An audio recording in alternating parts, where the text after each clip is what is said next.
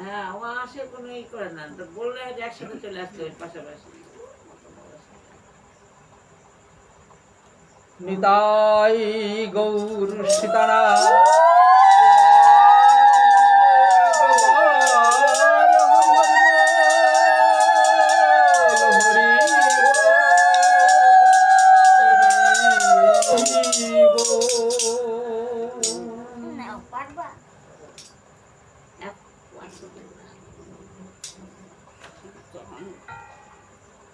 অন্তর মন্দিরে জাগো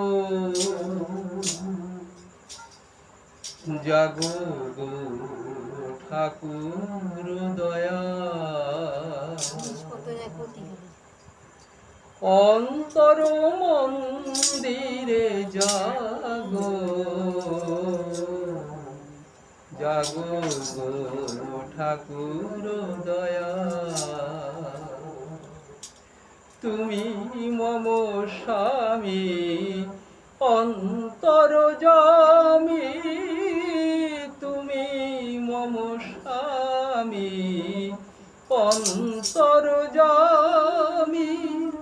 তোমা বিনা হলো মোর জনম বিফল, ঠাকুর দয়া, অন্তর মন্দিরে জাগো জাগো গো ঠাকুর দয়া, তুমি বিশ্বপতি অগতির গতি, তুমি বিশ্বপতি অগতির গতি, জাগো জাগো জাগো শিব চাঁদের দুলাল, ঠাকুর দয়া, অন্তর মন্দিরে জাগো জাগো গো ঠাকুর দয়া। হরে কৃষ্ণ কৃষ্ণ কৃষ্ণ হরে হরে, হরে রাম রাম রাম হরে হরে।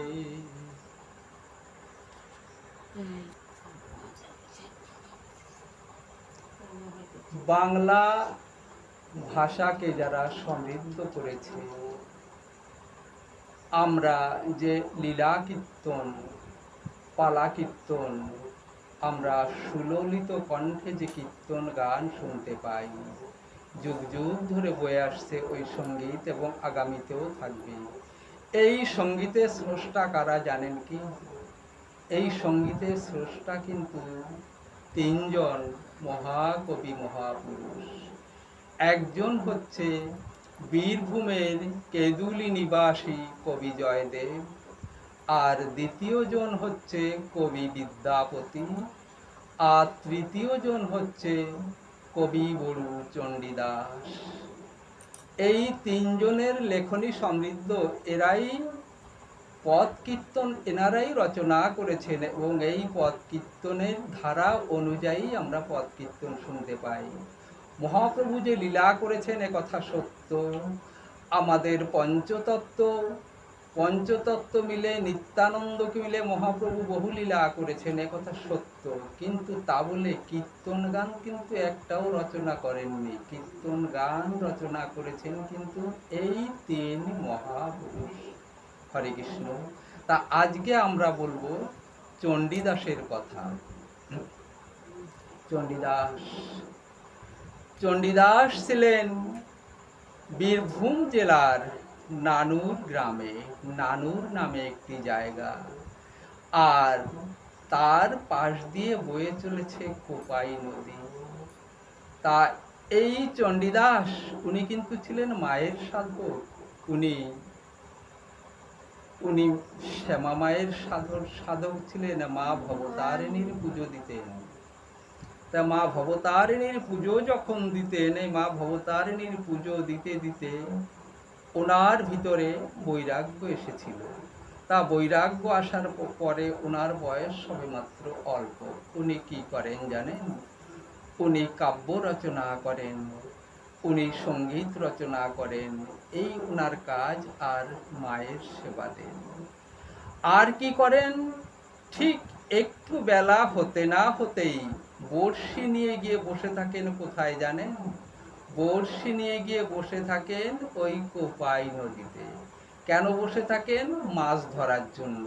কিন্তু জীবনে একটা মাছ কোনোদিন পায়নি, শুধু বড়শি নিয়েই বসেছিল। হরে কৃষ্ণ। তা যাই হোক, তা কি করেছে? আর এক মালিনী প্রতিনিয়ত মালা গেঁথে ওই চণ্ডীদাস গোসাইকে উপহার দিতেন। প্রতিদিন একটা করে মালা উপহার দিয়ে আসতেন। তার বিনিময়ে ওই গোসাই চণ্ডীদাস 1 পাই দিত, মানে 1টি পয়সা দিত। আর তখন 1টি পয়সার মূল্য যথেষ্ট।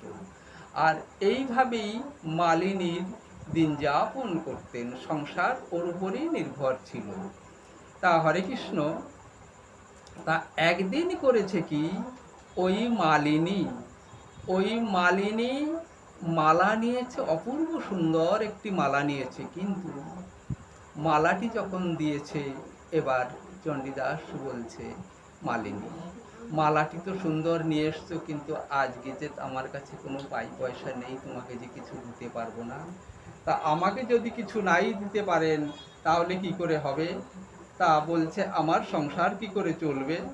তা বলছে, শোনো মালিনী, মালা তোমাকে দিতে পারবো না সত্য, কিন্তু তুমি এক কাজ করো, তুমি বরং আমার কাছ থেকে কিছু কাব্য শুনে যাও। বলছে, না, কাব্য শুনলে কিন্তু আমার হবে না, আমার সংসার চলবে কি করে? কাব্য শুনলে কি আমার সংসার চলবে? বলছে, শোনোই না, কোনোদিন তো শোনোনি, আজকে শোনো না। হরে কৃষ্ণ।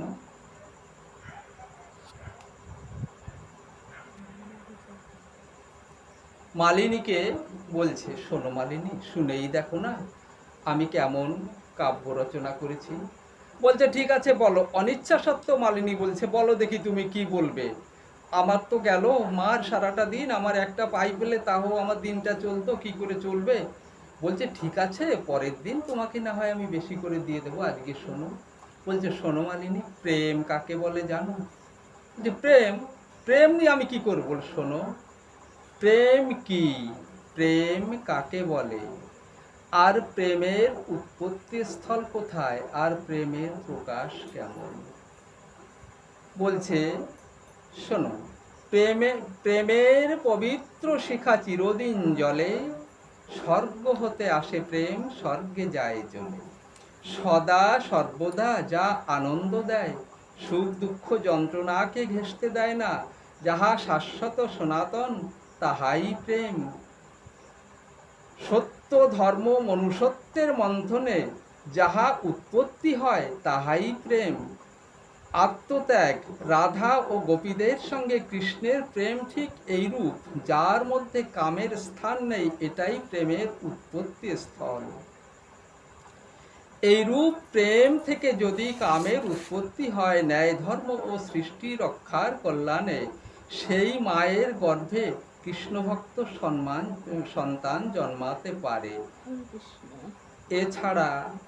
এছাড়া যাবতীয় কামই ব্যভিচার সঙ্গ। আমরা যদি ধর্ম সহযোগে আমরা সংসার সৃষ্টি না করি, এবং সেই ধর্মপত্নী বা স্বামীর প্রতি স্বামী স্ত্রীর যদি ধর্মাধর্ম বোধগম্য কিছু আমাদের থেকে থাকে, তবেই কিন্তু সেই ঘরে কৃষ্ণভক্ত সন্তান জন্মাবে, নতুবা কিন্তু নয়। হরে কৃষ্ণ। এবার কি বলছে? প্রেমের প্রকাশ কেমন, প্রেম দেখতে কেমন, প্রেমের রং কি, প্রেম খায় না মাথায় নেয়, প্রেমের প্রকাশ। বলছে, যা বলার তাড়াতাড়ি বলো। মালিনী বলছে, যা বলার তাড়াতাড়ি বলো, কেননা আমার তো সময় কম, আমার অনেক কাজ আছে। প্রত্যুষে প্রথম সূর্যালোক যেমন, পুষ্পকাননে মৃদুমন্দ বাতাস যেমন, শিশুর মুখের অম্লান হাসি যেমন, পবিত্র সঙ্গীতের ধ্বনি যেমন।